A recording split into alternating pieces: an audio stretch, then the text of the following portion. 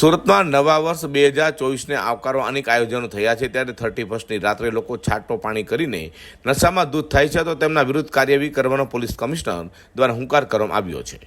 Police commissioner જય તોમરે પત્રકાર પરિષદ યોજી હતી, જેમાં જણાવ્યું કે આગામી તારીખ 31મી ડિસેમ્બરને લઈને પોલીસ દ્વારા નશાબાજો પર હાલ કેસ કરવા માટે 200 બ્રેથ એનાલાઇઝર દ્વારા નશાબાજોને પકડવા માટે આયોજન કરવામાં આવ્યું છે, જેની અંદર સુરતીઓની સલામતી માટે 4000 પોલીસ જવાનો, 4 SRP કંપની, 965 હોમગાર્ડના જવાનો અને 510 TRB જવાનો ખડે પગે સેવા આપશે।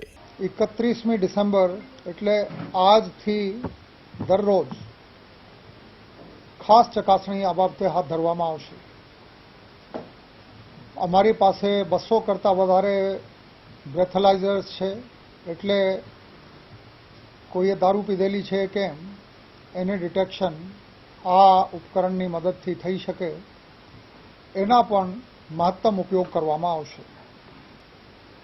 જે પોલીસ દ્વારા વ્યવસ્થા કરવામાં આવી છે, આમાં જે PCR વાન છે મોટી સંખ્યામાં તૈનાત કરવામાં આવી છે, જેટલી ફ્લિકરિંગ લાઇટ સાથે મોટરસાઇકલો છે આ તમામ ઉપયોગમાં લેવામાં આવશે। પિકેટ મૂકવામાં આવશે, એટલે ચકાસણીના પોઈન્ટ રહેશે પોલીસના।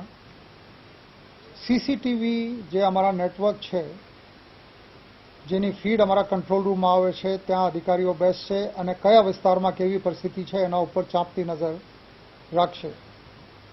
પરિસ્થિતિ પ્રમાણે જુદા જુદા વિસ્તારમાં ડ્રોનના પણ ઉપયોગ કરવામાં આવશે, જેથી ગીર્દીના કોઈ ગેરલાભ ના લઈ જાય, કોઈ અસામાજિક વર્તન ના કરે।